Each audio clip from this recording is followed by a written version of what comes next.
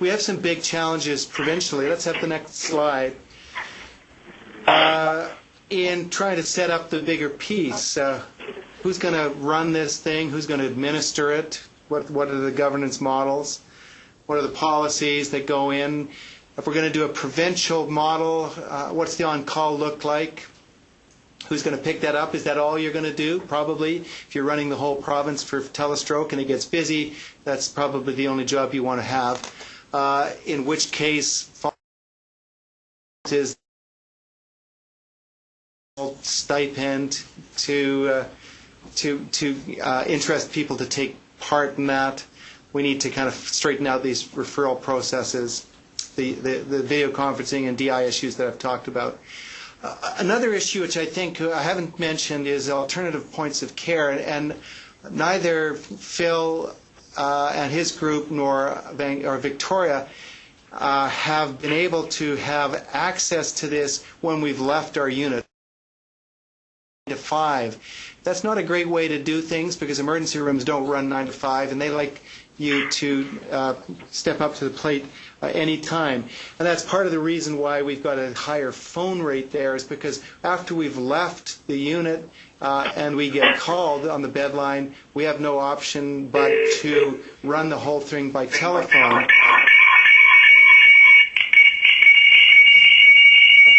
We're getting some feedback. Somebody's not muted. Somebody will be neutered. There we go. Good.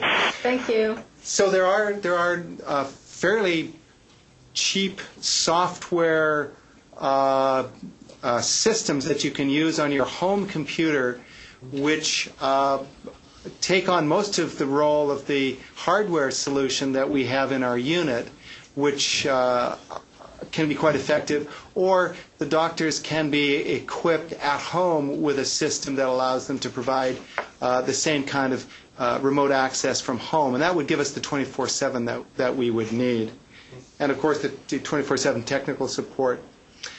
So we're hopefully moving into a new phase provincially. This is all in discussion now.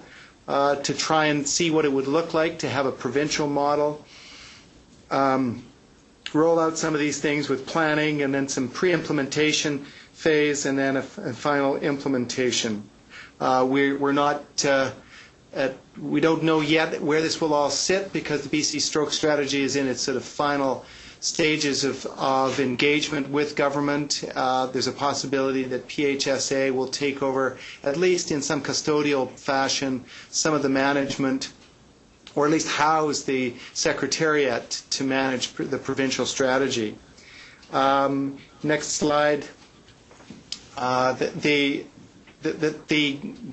going ahead in these two sites, I mean, there's two options, is moving ahead in each region to do what VIHA is doing, or I think the more usual solution is to move to a provincial model, which is more along the lines of what Coastal's doing. We certainly in the short term would consider on Vancouver Island adding some more referring sites, and we are thinking very seriously about doing tele-TIA. So we would like to get a lot of the Nanaimo and Up Island TIA patients seen more quickly, and while they're still in the emergency room, do an initial line of assessment. The advantage there is it gets the hardware out and used more often so that your thresholds for utilization may be lower. So that is what we're presently considering. And I think the plans for Vancouver Coastal, of course, are to expand out into that whole Fraser Valley and pick up a lot more of the sites that were being bussed across town. Phil's mentioning of the Richmond site, but there's some big stumbling blocks I'm sure, to getting a site like Richmond to do it all in-house. It's probably easier to ship them out.